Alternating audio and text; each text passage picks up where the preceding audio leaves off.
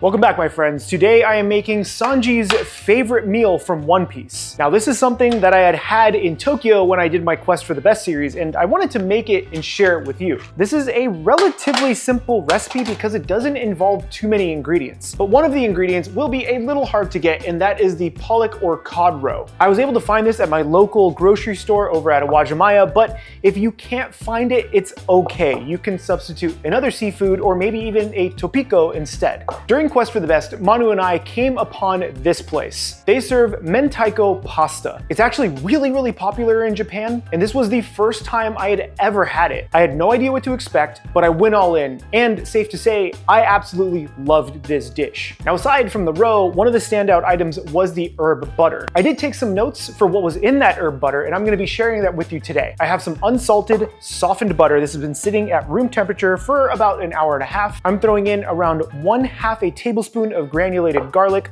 followed by around 1/2 tablespoon of salt. Yes, that is quite a bit of salt, but it should even out later. Take a fork and start mashing those two together. You wanna make sure that this is fairly incorporated, but not all the way because we still have to add herbs. Once your butter looks like this, we can start cutting up some herbs, and those are very simple to put together. I'm using some chive, a bit of fresh basil, and some fresh tarragon. Now, if you can't find fresh versions of this, you can use dried, but I will say it won't taste the same. Dried herbs in butter end up just being kind of preserved dried herbs, and that is definitely not the same as using fresh herbs with this. So I highly recommend. This is one of those times where I feel like dried herbs just don't cut it, so I do highly recommend that you try to find the fresh ingredients otherwise. But if you're in a pinch, try it with dried herbs, see if you like it, just so you can test out this pasta. Another great thing about this recipe is not only is it incredibly tasty, yes, incredibly tasty, but once you have the herb butter done, this is so easy to put together because all we have to do is boil the pasta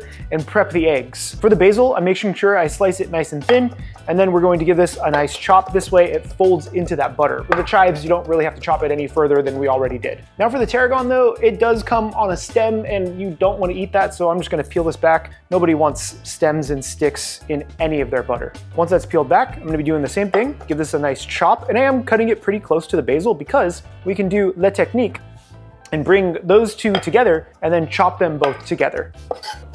This is technically called a compound butter, which just means you're bringing a few ingredients together in the butter. This is how you get things like garlic butter or shallot butter or roasted whatever butter. But in this case, we don't need to make it that pretty. I'm gonna show you why towards the end, but there's a very good reason why we don't need to spend too much time on this. Once I have all of my herbs nice and sliced, this is what they look like. I'm gonna plop them right into my butter. And yes, it looks like a lot of herbs, and it is, but that's because there's only a few ingredients in this pasta. We have our herb butter, we have our roe, we have lemon, tsuyu, and the pasta itself, and that's really it. I wanna put this on a piece of bread and just eat it. It'd be delicious. That's it, compound butter. You wanna impress somebody, huh? You bringing them over for your first date? Look at this, that's it. Put that on a board with some meats and some bread, you're good. Now this can sit at room temperature while we prep everything else. But there's just one thing we need to do before we jump into this roe, and that's thanking today's sponsor, Patreon. My Patreon, not official Patreon. It's members like Plain Jane who really do help the channel stay alive over on Patreon. And I'll let you know how you can support later in the video. But for now, what I need to do is remove the eggs from the membrane. Do you see what this looks like? Look at that little monster from the red lagoon over there. You essentially scrape all of the eggs off of the membrane. This is where all of the fish eggs are. Now, this is also a spicy version, which is marinated in admittedly some kind of spice. It doesn't actually say. So I'm gonna remove as much of this as I can, and it is actually quite a bit. So we're only gonna need one of these giant membranes of egg. At this point, you can just discard this membrane. The second one I'll save for another day. Yes, you can freeze this, and it's good for 2 to 3 months, just about. The way the dish was served in Tokyo is they had all of the egg in a small bowl on the side. This is ready to be served. That's it. No muss, no fuss, just a little bit of spicy fish egg. Now, admittedly, Sanji's favorite dish is actually just seafood pasta according to lore. Granted, Sanji's origin does not take place in Japan, so he very well could have had something completely different. I could be mistaken, but I think the only lore-accurate Japanese character in One Piece is Zoro. Check me on that in the comments. Now to boil my spaghetti, I have a giant pot filled with salted water that I had preheating. This way I can just boil my pasta immediately. And you also may be wondering, Paul, why are you not making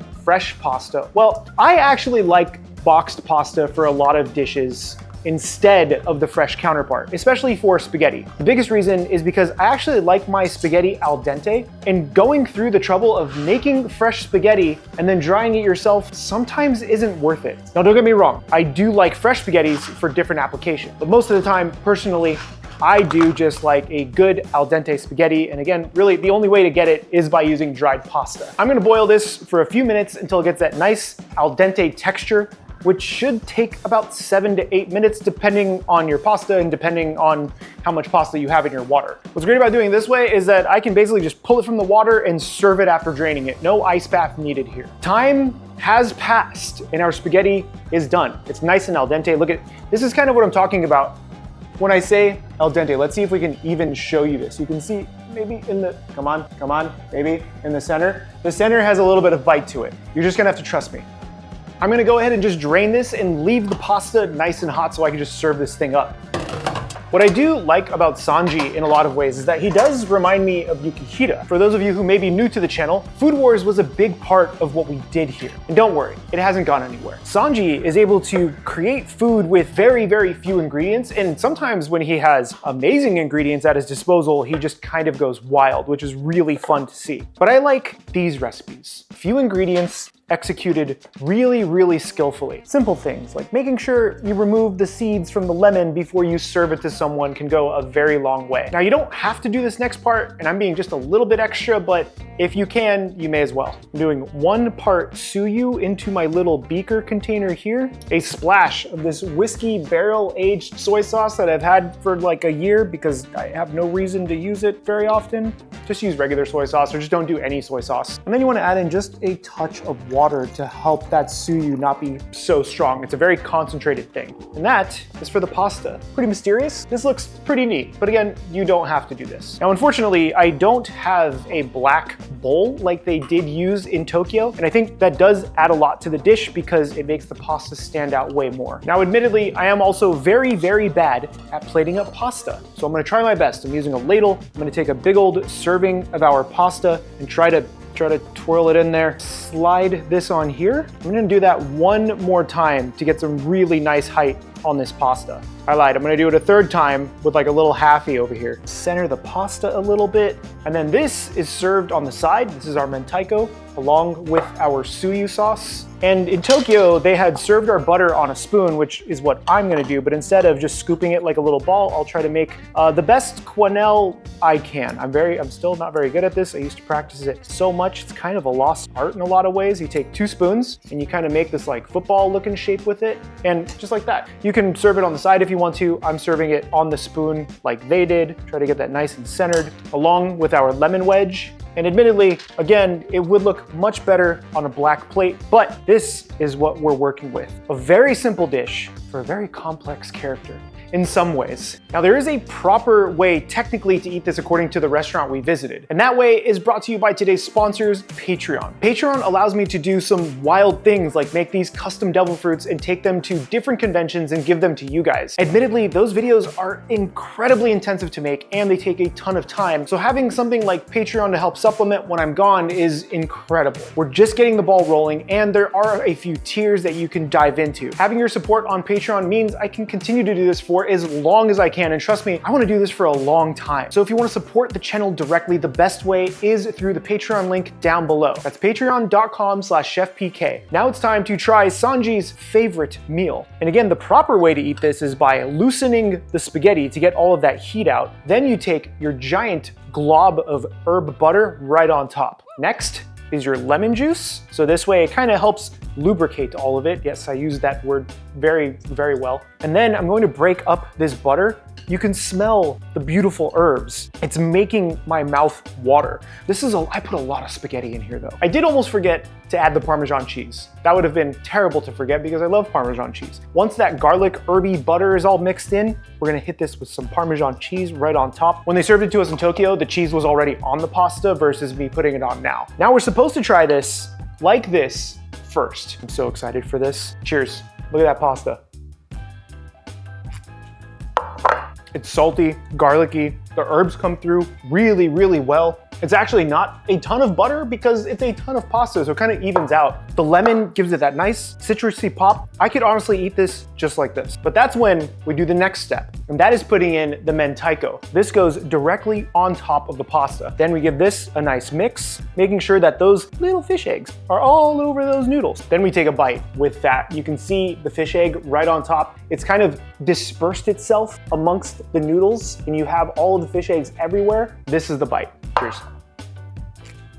I don't know why, but it just works. There's this little saltiness from the fish itself. It's not overwhelmingly strong at all. And the fish was seasoned in a bit of chili, so it adds this like much needed spiciness to it now. So you have salty, citrusy from the lemon, you have some spiciness in there, you have the cheesiness, it's all really nice. Then you take this. You see how you constantly evolve this pasta? I'm gonna take a little bit of our concoction and put it into the dish that had the mentaiko in there. Then give this a little swirl. I'm gonna put this right here on the side. Oh, that's gonna be ridiculous. I can already tell from just smelling that now. Can I get more of it? Cheers.